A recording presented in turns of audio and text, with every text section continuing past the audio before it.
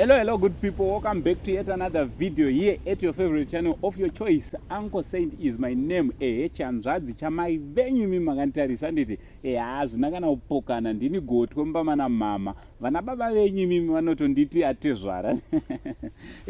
So guys, nhasi ndatirege timbouya tizomboona vamunoziva zvakanyanya kunzi Sebhutsu anditi. Ndofunga pamachannels papo pese it's Sebhutsu, but mukati maSebhutsu mune macharacters arimo 2 andinoda kuti tinge tiri tinotaura nawo. Pane vanonzi Mbuya Gilbert. Toda kumboona Mbuya Gilbert ndizvo zvechokwadi ndimbuya here kana anditi tichikurukura navo pamwe chete. Mbuya uyu anenge ari chii? Mwana wa Gilbert. Uyu andori mwana wa Gilbert. Pakaipa. So nhasi muchazvinzwira mega timbokurukura timbonzwa kuti chii chinenge chii chakasakisa kuti vange vari vanofunga kukuentertainai. But first and foremost, if you are watching us for the first time, that is if you are watching us on YouTube for the first time, I kindly ask you to subscribe, turn on your notification bell so that every time we upload a video you'll be notified. Also, don't forget to follow us on our Facebook page, that is Saint TV. Pa TikTok ndiripo zvakare ndakatongonziwo Uncle Saint. Pa IG account yedu it's Saint TV official. Apa zvakundinetsa ndotanga kukwasa kuleft here kana kuti kuright, but totongotanga naMbuya because Mbuya ndiye munhu muhombe anditi. Mbuya Gilbert, makadi henyu? Ndiripo ndakadini mwana muzukuru wangu. Musadaro kaMbuya Gilbert. Aiwa Mbuya indinofara. Kwakadii kumusha uku? Kwakanaka mwana muzukuru wangu. Ndafara chaizva. Alright, saka zvitongorimo nditi. Zvitongorimo. Muzukuru waGilbert. Makasimbe. Aiwa tiri nani. Anditi. Takasva muri kuona. Naro basa. Tinaro baba. Tinaro baba. Aiwa tinotenda. Totombotanga ne signature dressing yenyu. Alright. Propi yenyu. Ye blue. Why blue? Sei makatanga makasarudza color iyi nemasuits. Alright. Alright. Yeah. Ndofunga izvi zvinhu zvekungotiwo munoziva kuti munhu uchikura uchienda kuchikoro une basa raunenge uchishuvira kuda kuitawo kuti ini ndikakura ndoda kuzoita basa rakati rinopfekwa masutu. Saka nekuda kwekushayikwa kwezvikwanisiro zvekuti uenderere mberi nechikoro kusvika ipapo ndopatakati aiwa takutsvaga pekuchipfeka majesi. Makatozoitsvagira plan. Because pakunorora mukana wekupfeka sutu wakaramba. Kuchata tina kukwanisa kuti tiipfeke. Saka takazongoti rikashande nezvatinazvo.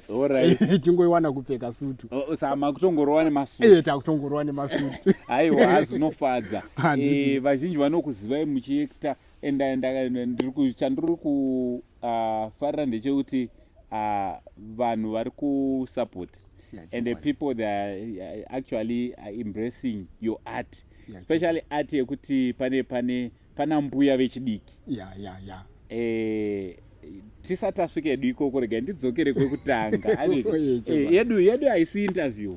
Sekutaura kwandoita inini toita maconversations. Kuti kungokurukura kuti nenozva ndinoda kutozivawo. Ndo mukana wandine ndatowanawo wekuti ndibvunze wewo ndichitoda kuzivawo. Chekutanga vanonzi Sebhutsu. Kana kuti muzukuru waGilbert. Anombova ani just a bit of your background, makakurira kupi, zvekuekta izvi zvakazotanga sei? Alright. Mwana waGilbert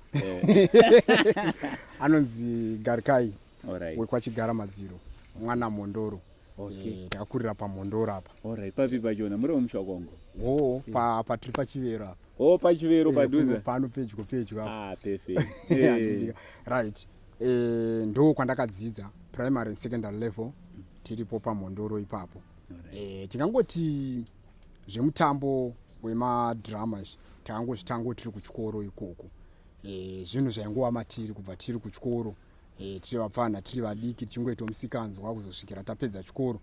Zvinhu zvanga zvisiri kunyatsoreflecta zvakanyanyisa nekuti munongoziva kuti kudhara zvemadrama izvi zvainzi ndezvechirombe. Zvainzi ndezvekupenga. Saka tatitori marombe panguva yacho iyoyo. Saka taimbotirai kuviga chirombe chedu kusvikira Mwari ati aiwa chirombe chiye manje ka anga chichioneka Alright. chirombe chenga chichioneka zvekuti vaitoti tiri marombe panguva yataita zvemadhirama vanga vari maheadmaster vachitopfeka masutu saka zvinozvi vanenge vakurwadziwa manje kuti chirombe chee chakupfekerwa masutu aye futi saka ndofunga rugare muhana dzava hamuna. Hakusi kudenhere kwamakuita kuti hanzi maheadmaster havana rugare. Aiwa, because munoziva mukoma ango upenyu hunochinja ende zvinhu zvinosiyana siyana. Chimbofungai pakatanga kuimba mukoma Japreza munhu akabudisa mazwi ekuti ndezvechirombe nepana mukoma Japreza nhasi izvezvi muhana makari kunzwa sei? Une uchitobatikana utoti ndaifunga kuti ndezvechirombe ndichiseka papatoambinga. Handiti maona manje vanhu vakawanda even kuma content creators ko taitukwa tiri vana vadiki bhozi taibvarira mabhurugwa taibvarira mabhurugwa tichibvarira masheti tichidii tichiekta ndezvekupenga unoshavire chibenzi wazodii but zvinozviwo Mwari vakazongoisawo nyasha kuti hakuna munhu anoshavire chibenzi ndochipo chinenge chitori mumunhu ichocho. Ndochipo chinenge chitori mumunhu ichocho. Alright, mazobva ikoko kuti muzosvika pakuti mimi makuposta whose idea was it? Chii chakakuinspire kuti muzotanga kuacta muchiposta posta? Alright, ini ndakatotanga ndichiita zvemadhirama nditori nema-CD nditori ndakatomboplayiwa muma-DVD but nekuda kwekuti zvikwanisiro zvekuti tikwanise kusvitsa ma-CD aye kuvanhu zvine impact kuti vanhu vakurumbidze kutidayira zvanga zvisati zvakuwanika saka tisina kunyanyoonekera zvakanyanya. And then tingazoti isusu after lockdown ndo patakazotangawo kupinda into mune zve-social media kutoona kuti but chipo chatinacho ichi tinogona kutoacta tichitopostawo panhu pakaita sana vaFacebook sana TikTok nekuinspirewo nekuno zvanga zvichiitawo vamwe nekuzokwanisawo kunge takuwanawo zvikwanisiro zvekutenga mafoni tinotoro zvine quality takuwanawo tumasenzi twekutengawo data ndo patakazotangawo kuacta tichiita sei tichitokwanisawo kuposta shoko rako chisvikawo kuvanhu zviri nyore zviri izi zvasiyana nekuti uruda ma-CD arida kuzonobhenwa atengeswa raramba kuplaya rarine maskrechi radzoswa inozvita kuoneka pasina maskrechi zvakungonanga kuvanhu direct zvakungoenda kuvanhu kudirect zvisina kuti munhu amboti dai uridzorera kana kuna magetsi omborega kuona zvine zvifoni hazvina pasa magetsi ariko here kana masola ariko tinongochajirana mapower bank saka ana angu sendiwo vachitsigirawo vachiuya kudai Gilbert nambu yako yatimbokuisawo kuvanhu aiwa zvinofadza mbuya Gilbert zita renyu munonzanini? Tashinga Chantal Chigaramadziro. Munonzani? Tashinga Chantal Chigaramadziro. Tashi. Ndiwe Tashi wachona? Unodzidza kupiwe? Western Christian College. Alright, uri grade ani? 3. Uri grade 3 here? Hauna chitupa? Taura chokwadi isu muona tiri kuonekwa nevanhu vakawana tidi kuvanyepera. Mugrade 3 muno mombe wese uyu? Une makore mangani? Sine 8 years. 8? Munhu ane 8 years atore chitupa here. Ndiri kuona seunge une chitupa kene. Chantel, alright. So zvekuacta wakazvitanga urini naiwe Chantel? Ndatanga ndichiri mudiki, ndofunga ndichiri mudumbu. Uri kutofunga kuti wakatozvitanga uri mudumbu? Uchitoita madhirama ako uri wega ikoko? Ndichindipaita masoja emudumbu. Ndowawaiacta nawo? But pauchiri kuremember pawakazonatsotanga pauchiri kuremember ndepapi? Ndiri grade 1. Uri grade 1? Waiacta kupi, kuchikoro here, kumba here, kana kuti zvaifamba sei? Ndaiacta kwese. Saka kuchikoro wautongosvika vanhu vachiziva kuti uri acta? Nderipiri rawakamboacta kuchikoro ende wakaacta nanani? Ndakaita neshamwari dzangu. Rainzi chii? Mutambo watinofarira. Mutambo watinofarira. Makaactera paassembly, muklasi, paiva paiva. Ndiri kuda kunatsoona kuti makaactera graduation. Vanhu vakafara? Vanhu vakati chii kwauri iwewe saShanti vachikuona uchiacta? vakati unogona kuacta. Wakanzwa sei uchiona vanhu vachikufarira kuti unogona kuacta? Ndakanzwa kufara. Alright. Zvichidaro ko zvekuzoacta muchitorwa mavideos achipostwa zvakatanga rini? Handisi kunyatsoziva hangu. But zvane time. Saka alright, ndichazodzoka ndoda kuzokubvunza mubvunzo wekuti nderipi skit ramakaita raunofarira rekuti unonzwa kuda kuramba uchingorionawo iwe wanditi? Ndomubvunzo wandichadzoka nawo handiti? Saka Seboots handiti ke ndichanse brand name handiti? Seboots mimi Shanti chichenyu. Shanti mwana wangu. Musadaro chokwadi. Shanti toda vanhu vanotaura chokwadi. Shanti yake ndeyanotaura chokwadi. Shanti Seboots chii chako? Ndidhedhi vangu. Ndidhedhi wako? Vaona uchiacta nawo chimuti mwana wake ari muzukuru? Unonzwa sei paunoacta nadhedhi vako ari muzukuru wako? Nonzwa kufara hangu. Unovawo kutoti dhedhi vako vanotomboti kuteererawo vachitoita zvaunoda handiti? Why makasharudza kuacta naShanti uyu? Chii chamakaona mumwana? Ndingangoti inini ndichiita zvemaskits munhu aifarira kuswedera mudhuze nekamera zvisingaite, zvekuti dzimwe nguva waitonzwa tsitsi matopedza kuacta muchingoti mwana chichinga ambomira akutotorawo foni yacho, kana kuti mukangosiya foni pasi mbichana tanga tikuri kure toda kuita rakadai, kungosiya foni wotoona akutozvirekodha kana neselfie kana akudii achingoshushira kuti ndoda kupindawo mazviri, right. Nekuchizoona kuti inini naShanti uyu pane ukama huripo hwakasimba, pane kuwirirana, number 1 pane kunzwanana pakati pangu nemwana. Ndeo kubva ndazoona kuti regai ndimbomufamba naye ndichiona semunhu wari kuratidza ushungu pazvinhu zvacho, tione kuti zvinogumira papi. Ndokutanga kwazvakaita sei? Kwazvakaita. Chakatanga ukama pakati pangu naiye. Zvimwe zvese ndokuchibva zvaita sei? Zvazoteerawo kuti saka kana ndichikwanisa kudai naye, kana ndichikwanisa kudai naye, kana ndichikwanisa kudai naye. Pamwe pacho munhu wekuti aigona kuda kukubatsira zvimwe zvinhu zvaasingatokwanisi. Waenda kumvura ada kubatsira kutakura, waenda kugadheni kunotema ada kubatsira kutema asi atakutogona kuti aiwa unogura moyo womuriwo chimbomira. Waenda anga singade kusiyana neni. Saka ndakabva ndazodiscover kuti between inini nemwana wangu pane ukama huripo. Saka kazhinji kacho kana ati kurireyo akutizivirireyo ndinogona kutoa zvimwe zvinokwanisikawo ngatimboitei. Alright, but amuna ku alright, tichidzokera pasocial media because imimi mane power rakanyanya online. Amuna kutyawo here nyaya dzecyberbullying, especially looking at age yake? And ndakutongobvunzawo hangu like ngova concerned handiti because inini ndaitomboita maskits newangu mwana musikana sezvamatongotaura, but ndakazofunga nyaya yecyberbullying ndo imwe yakazondiita kuti nditi regai ndimbomumirira mbichana. Ima munombozviconsidera here nyaya yecyberbullying? Because you know it's not always kuti people will be friendly when you are posting this some of this content. Some people are frustrated, they've got their own problem and problems and vanouya papage penyu or paaccount penyu they then find every reason yekuti vataure zvinegative pamusoro pezvamuri kuita, especially nekuti muri kuita nemwana. Aiwa, izvozvozvo zvinhu zvinombouya mupfungwa, but munoziva kuti chinhu kana chiri mauri zvinoramba zvichingokusundaidza.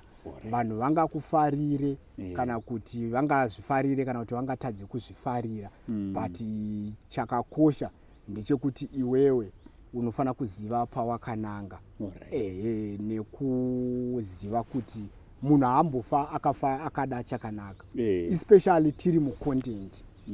Mucontent pane umwe munhu anogona kutoti tikaposta skit otuka, mangwana oposta raanoda okomenda achifarira.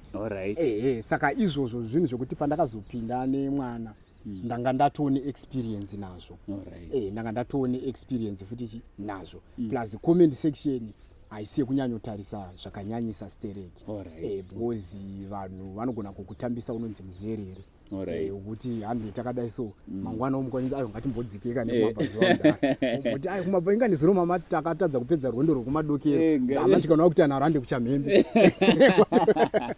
handiti maona. Saka izvozvo tinenge takazvifunga ende takazviconsider but zvinhu zvakanaka zvinosimbisa.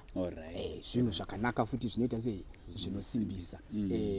Unofana kudzidza muevery situation. Ndikaita skiti risi rinoratidza kuti rinogona kuuraya future yemwana kana kuti vamwe vana vari kuona mwana achiacta vanhu vonditsura handifani kuignore, ndinofana kuzvitora ndogara nazvo pasi ndonzvera ndotsvaga content yokuti vamwe vana vakaona mwana achiacta vanofana kunonetsa kumba kuti toda kuita zviri kuita kamwana kasebvudzi, toda kuita zviri kuita kamwana kasebvudzi, which is good. But zvekuti cyberbullying izvozvo inini hangu I'm ready for that. You know how to deal with it kana zvazouya. Ipapo ndinototaura ndakasimba. Ipapo ndototaura ndakasimba. Taura izvi. Because life. Sometimes notadza kuenda kumberi nekutya kutora marisk. We need kuti tiriske. Kutoramba uchiacta waitombotukwa kunzi ndezvechirombe ndezvechibenzi unofa muri marombe hamuna zvamunoita muupenyu kutora it's against cyberbullying futi. Alright. Shanti, iwewe nderipi skit raunofarira stereki rawakaita nadidi? Duke and Slay. Duke and Slay. Ndimi magogo ekumaDuke and Slay kaim. Chii chakanyanya kunakidza? Ndiani akafunga nezve skit reari? Ndiwe akafunga? Sakura kuti unotorowo nemaskits aunenge uchitofungawo mobva matoma act. Unonzwa sei dedi paunowaudza kuti dedi toda kuti mboita zve-skit reDuke and Slay kachembere kekuDuke and Slay vachibva wabvuma kuti ngatiite sezvawataura, unonzwa sei? Chinonzwa kufara. Handiti unobva wanatsoona kuti vari kugamuchirawo chipo chako, handiti? Perfect. Kuchikoro ngatimbodzokera kuchikoro, handiti? Kuchikoro vamwe vana vanoziva here kuti unotoacta uchitoonekwa pamasocial media, pamafoni nepamumativi? Vanenge vachiti chii? Vanenge vachiti tashinga uri actor, unogona kuacta. Hapana vamwe vana here vakutodawo kuacta kuchikoro nekuda kwekuti vakaona iwe? Handizive zvangu. Alright. Ko maticha? Maticha vanozviziva. Vanoti kudi? Vanoti tashinga unogona kuacta. Vanoti futi unogona kuacta? Vachitokusapota? Handiti? Iwe unonzwa sei zvaunenge wave celebrity pachikoro, so unenge uchinzwa sei? Kufara. Unofara? Kufara zvekuti. Handiti? Good. Tichazodzoka kwauri, handiti Tashi? Hanzi naTashi hanzi anotombobatsira kunyora maskits. Kuwinzawo maidea. Imi maidea painouya nemwana munoita se, do you treat as an equal kana kuti anongoramba ari mwana kuside remaskits? Also ndoda kubva mapindura kuti munozvibhalansisa sei? Because uyu mwana wamunotuma but kana takutarisa paset asisiri mwana atova character yatovawo pachipaseti atovawo munhu ari kutoitawo basa riri kuda kutoitwa ipapo. Munomutrita sei ende munozvipatsanira sei? Zvandinga in short ndingangoti kana tapfeka hembe dzatakapfeka takatowirirana kuti tinenge tato same age. Kana tapfeka hembe dzatakapfeka tatoti zvazvebasa taapa basa. Ende kubasa kwedu hakuna manager, hakuna supervisor, tese tiri mabosi. Muri ma-equal. Tiri ma-equal, muno mwana uyane idea patable toitsokodzera kusvika yabuditsa chinhu chinobatika chekuti tikasvitsawo kuvanhu mhuri yezimbabwe inofarawo nazvo. Saka ipapo ndo kusatinetsa kwazvinoita. Ndokungoti kana tapfeka jira iri tapa basa. Kana pfungwa dzangu ndandiri munhu mukuru ndinotombodzoka. Kana ndandiri mwana mudiki ndinotomboenda paeji yagogo wamatuke ndotombochembera kuti zvifambe. Uyezve hazvinetse kubhalansisa angosendi kana kuti mhuri yezimbabwe kuti unenge uchiita chinhu nemwana wako you need kungoti pfungwa dzako iwewe dzingodzoka kuuya mueji yemwana wako womunzwisisa. Mwana anofunga anogona kuti paskiti anogona kungofunga 1 2 zvine musoro then iwewe uchikwenenzvera kuti aiwa tadii tadai so momeka chinhu chimwe chete. Alright. Ko tiri kuti tombodzokera kumba handiti mune vana vangani? Tombodzokera kupa personal kumba kuti mune vana vangani, ane masiblings mangani? Uye also kana varipo vamumasiblings vari kutowo kudii pakuti muri tongozovashandisa? Aiwa ngatingoti shandi ndiye aripo. Vamwe kana varipo they support. They support kuti zvinhu zvakaita se mwana nemwana ane chipo chake mumhuri.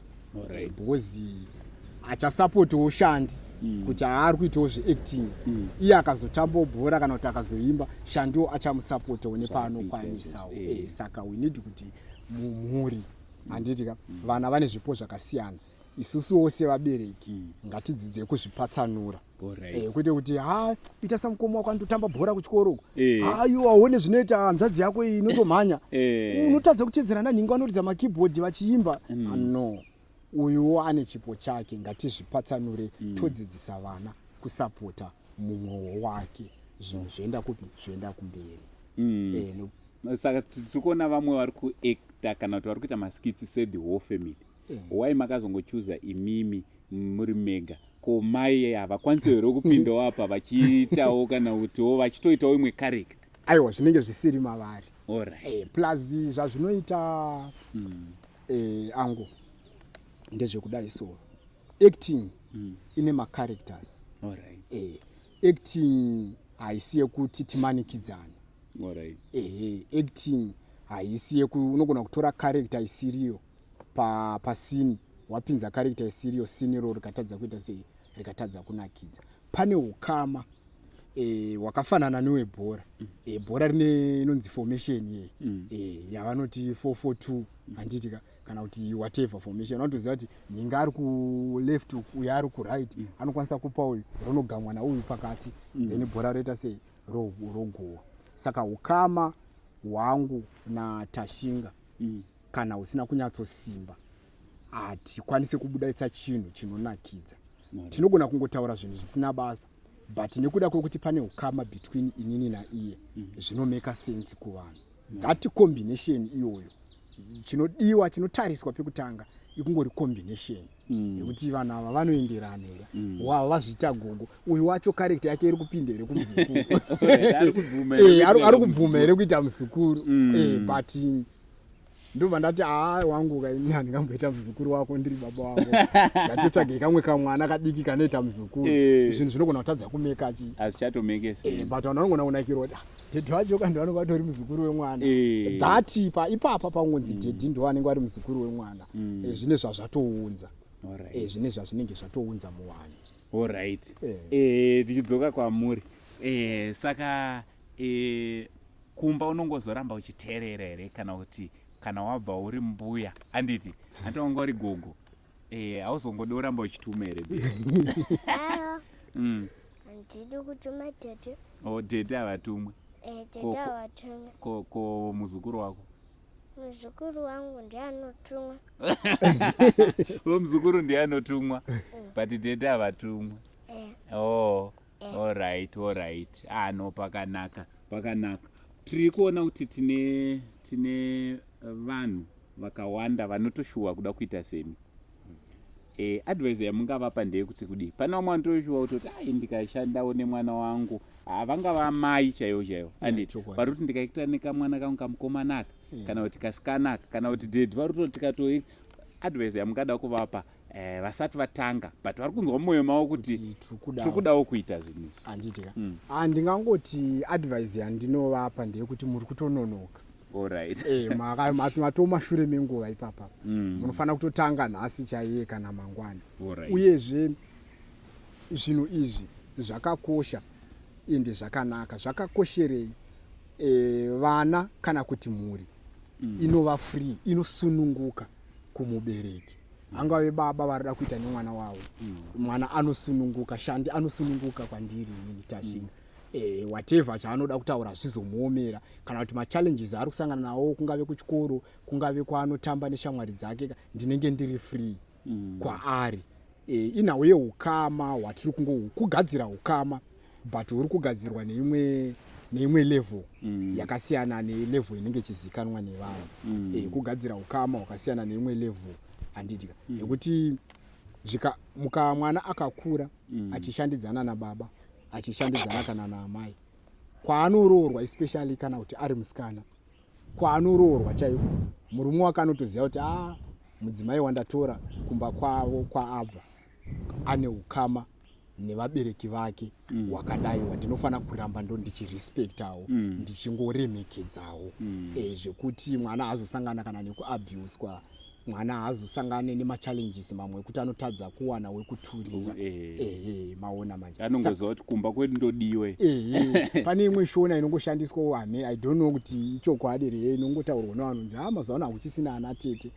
Kana une mwana musikana pamwe ada kuroorwa, iwo amai pamwe ndounotorayira mwana wako mwana wako wega. Sometimes iwo mai vacho ndiwe watone ukama, ndofunga ana mai vakatona kuti ini ndinda kutowirirana nemwana wangu. Atete vanga vachifanira kunge vari vatete vashandewo, vari kutowirirana nemwana wavo musikana. Saka nguva naTashinga yekumurayira kwaarida kuenda inogona kushayikwa. Plus chimwe chinhu chiri kuti kanganisa I think distance chaicha. Ona kuti makore anawa kufambirana kwakushoma. Ameno pamwe ndekwedu chete.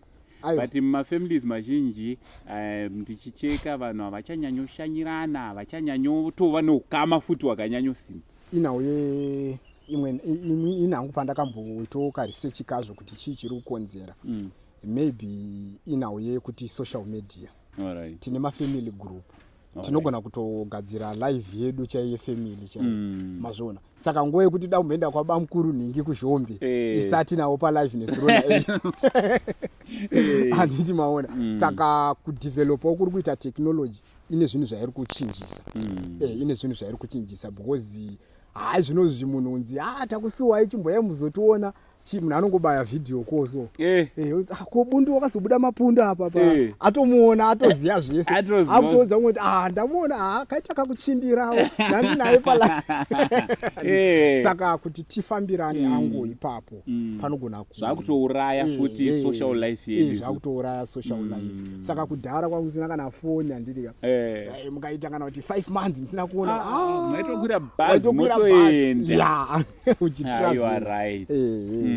Saka izvozvo. Saka ngatimbodzokere pamaskits. Tanzwa kuti hanzi vanofarira ravo. Imimi renyu ramunoti iri iri ndorekuti nyango kuridzokorodza kuri actor futi tinogona kudzokorodza. Tinogona kuridzokorora. Alright. Randakafunga here kana kuti randakangoita chero.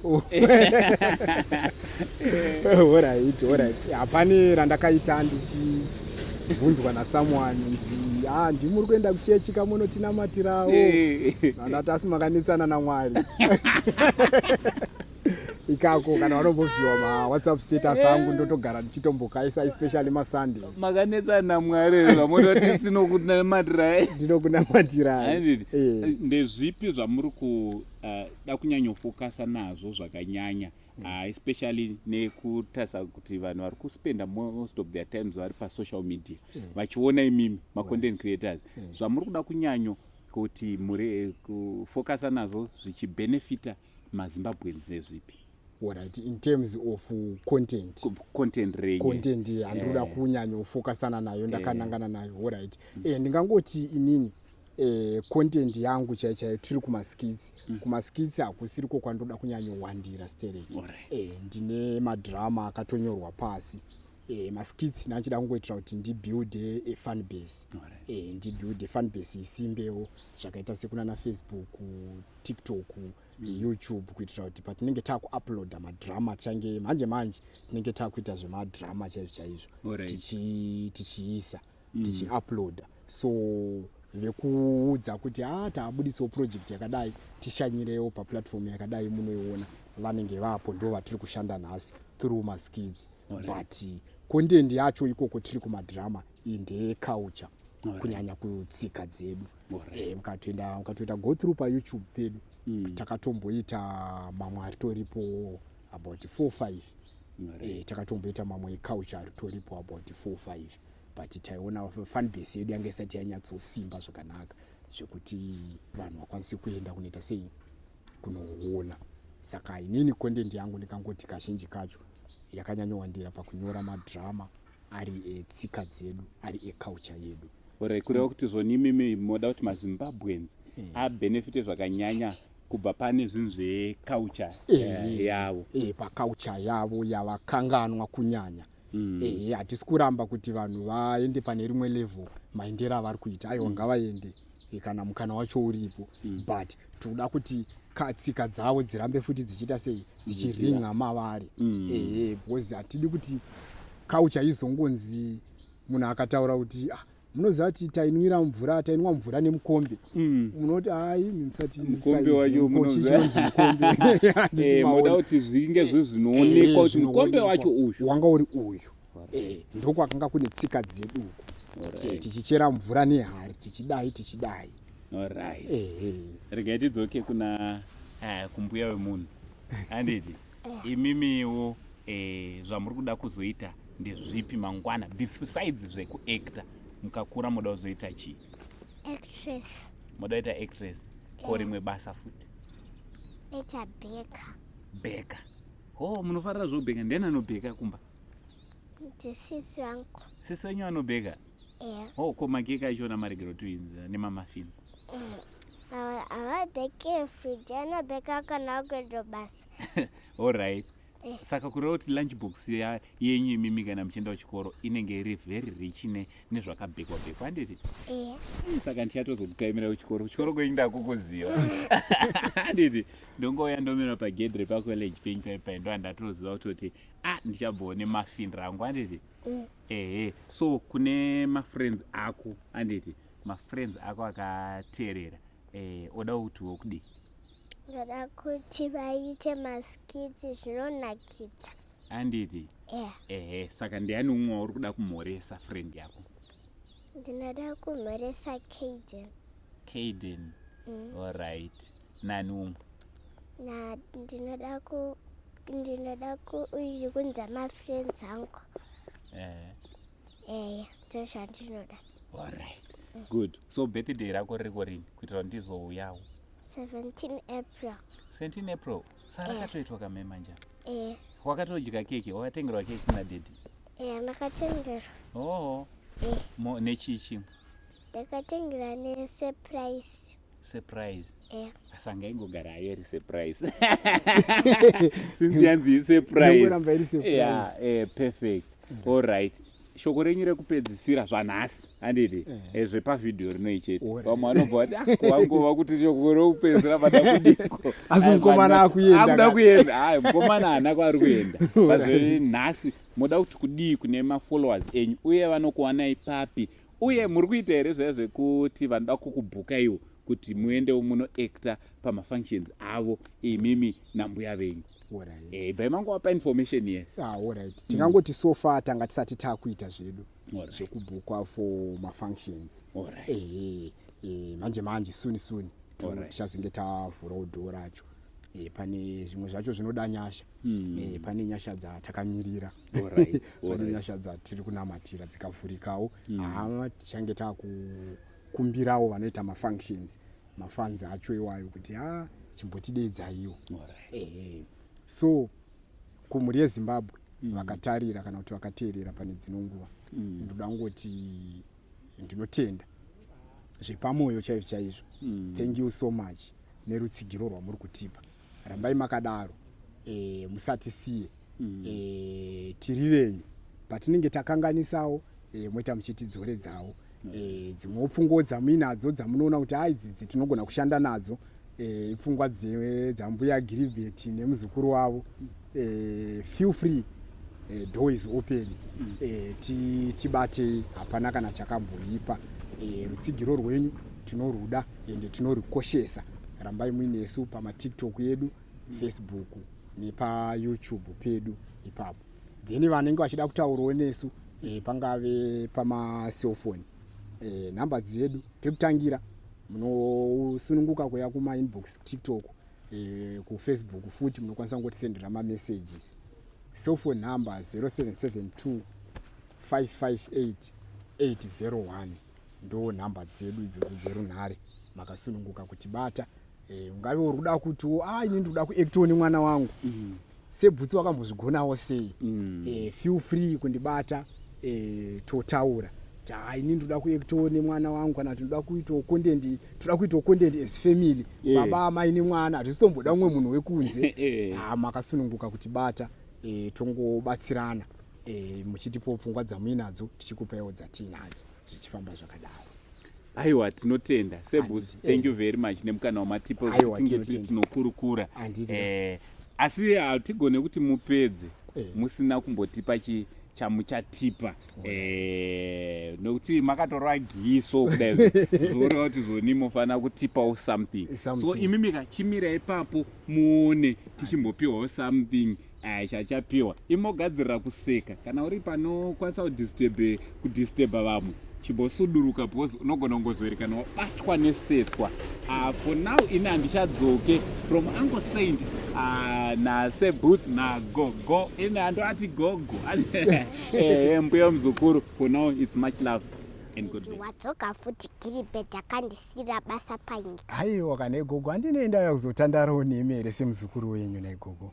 Uchiya neCoca-Cola futa pa uye neCoca-Cola. Gogo, Coca-Cola ndichatenga kana Gogo. Handakakudzeti Coca-Cola ndichatenga. Alright Gogo, ndiri kumhanya nditika. Gogo, ndoda kubvunza. Gogo, ndonyatsoona upenyu hwenyu imimi, life yamuri kurarama yezvinozvi. Mukuratidza kuti hamuna chinhu chamuinacho pamusha penyu panapa. Muri munhu asina ngavako zvakanaka, atengawo mombe, atenga mbudzi. Asi maiti mazuva makura imimi mainyatsobata mari muchinedza. Maisa kupi mari naIgogo? Mwana waGilbert mazuva atakuta tabata mari asi taimhanyira kuzotenga zvimaharofoni nezvimasangu-sangu. Zvimachii Gogo? Zvimaharofoni nezvimasangu-sangu. Gogo amuziva kuti ainzi pana ndakanzwa ainzi maIphone nemaSamsung. Ndo ari kutaura iwayo. Apa aitora mapikicha sei iwewe uri chembere waibuda semhandara uchizvitora mapikicha. Saka ndokwamengoisa mari koko Gogo? Ngokwataisa mari. Asikana. Ndozvanachida kungoziva Gogo. Tabasa rekubvunza nyaya dzisina basa uya neCoca-Cola. Aiwa, ndichauya nayo Gogo, ndichauya nayo.